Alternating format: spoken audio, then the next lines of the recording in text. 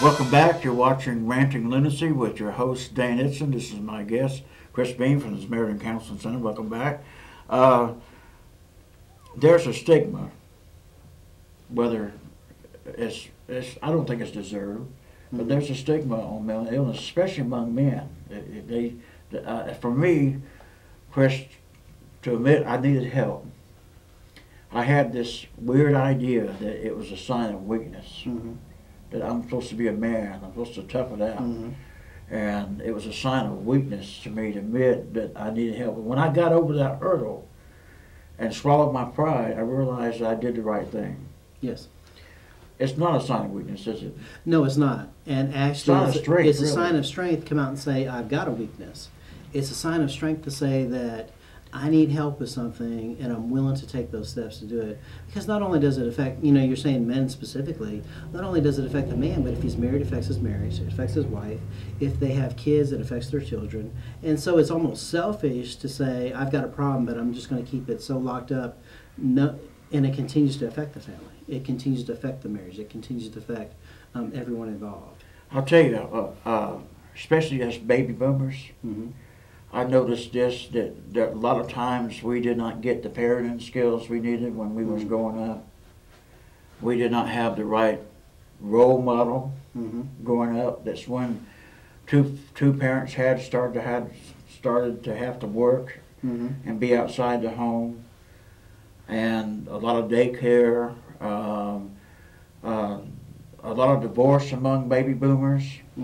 And we didn't have the proper role models growing up as a mother and father. And sometimes we find that when we become parents ourselves, what am I supposed to do? Yes. Does that sound familiar? That sounds familiar. And I don't even know that it's the generation you're talking about. I think it's everybody who comes into parenting. We learn from what we know. We learn from what we grew up in. And definitely times have changed. People change. And we adapt, and yet at the same time, there's something about becoming a parent. You can take care of someone else's kids, but when they're yours, it changes. And hopefully, the Barty 5 syndrome. Yeah. Telling Andy to how to take care of his kids, and Andy says, "You don't have a child." Don't even have one. Yeah. He thinks he knows, but he may not. But if we'll learn the skills, if we'll take the time and really invest in it, it does make a difference. And not only does it make a difference in us, it'll make a difference in our children. And when we practice more effective, more healthy parenting skills, not only are our children benefited by it, but they learn a new model and they pass it on to their children. It's never too late to start, is it? Oh, it's not. No. What are some of the things you see that the problems with the children-parent relationship? What are some of the things you see most common?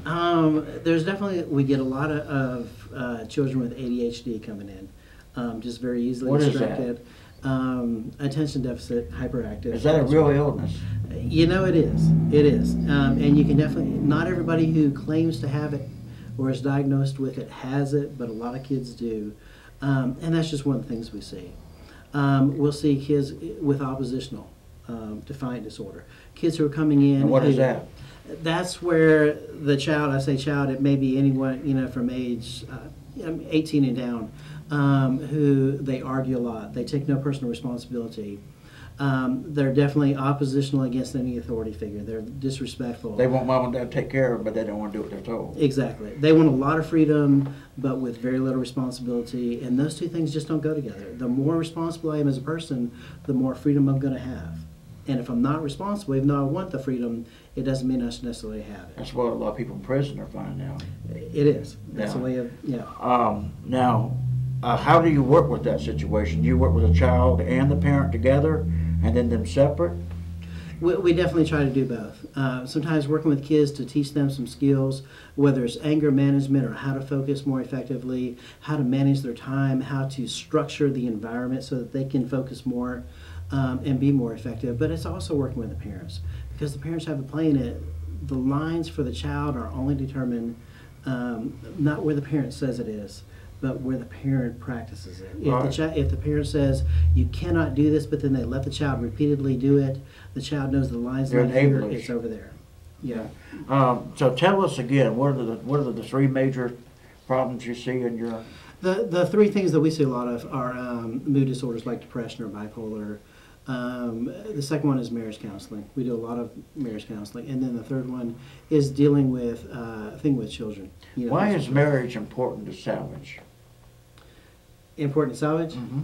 You know, Someone's thinking about, a man's just thinking about this, I don't want this, I'm just walking away. Why is it important to salvage a marriage? for me, there's something about marriage that goes beyond immediate gratification. I'm doing this right now in the moment to make me feel good. It goes beyond that. It's a commitment, and there's something very foundational in our community. When we have strong marriages, we have stronger families, and when we have stronger families, we have stronger community.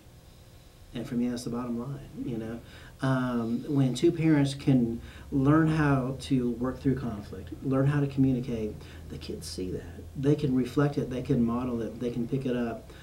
Whether it's intentional or unintentional, the parents trying to teach it. If they model it, the kids will learn how to do it.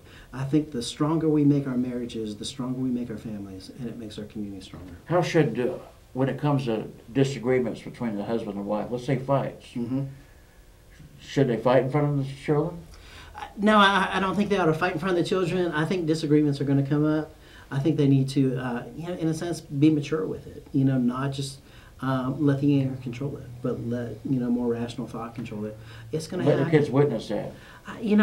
There are definitely a lot of things that they should not let the kids see, and yet at the same time, I think we almost overprotect sometimes. You'll have some kids come in and say, "I've never seen my parents fight," but they also never see their parents work through conflict. And I think that's an important aspect. I don't think we ought to be fighting in front of our kids, but they're going to know, or they should be able to see there is tension there. There is disagreement. There are some times when the mom's saying one thing and the dad is saying something else. There's disagreement. How do they work it through? Because if they can work it through, it means the child can work it through. Well, it's not like Leave It to Beaver. No, it's not perfect. Yeah, like Where Ward like- Cleaver and June yeah, Cleaver. You know? Where they never fight or very rarely. Yeah, it's not like that. It's going to happen. And, really yeah. with human nature, we don't have to work on the bad stuff. We don't have to work on the criticism or the negative thoughts or the negative comments. That's going to be there. We've got to very much focus on the positive comments, the positive interaction, the positive connections with other people. All right, so what would you suggest? Now, I'm picking your brain now. Sure. What would you suggest if a man says, we got 2 minutes, if a man says, I'm tired of my wife, she's getting older, she's not as pretty as she used to be, or the wife thinks that about the husband, and they're feeling dissatisfied in the marriage, what should they do romance is important, isn't it? Romance is important.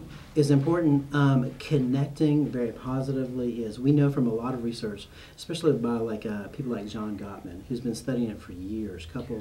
Couples that interact very positively more than they do negatively thrive. Communication is important. Communication is not about how wrong can I prove you are.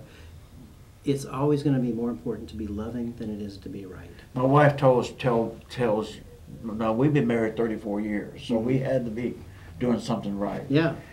My wife tells younger women, she says, listen, when you got 1 minute, she says, when you get married, don't be thinking you're marrying your best friend.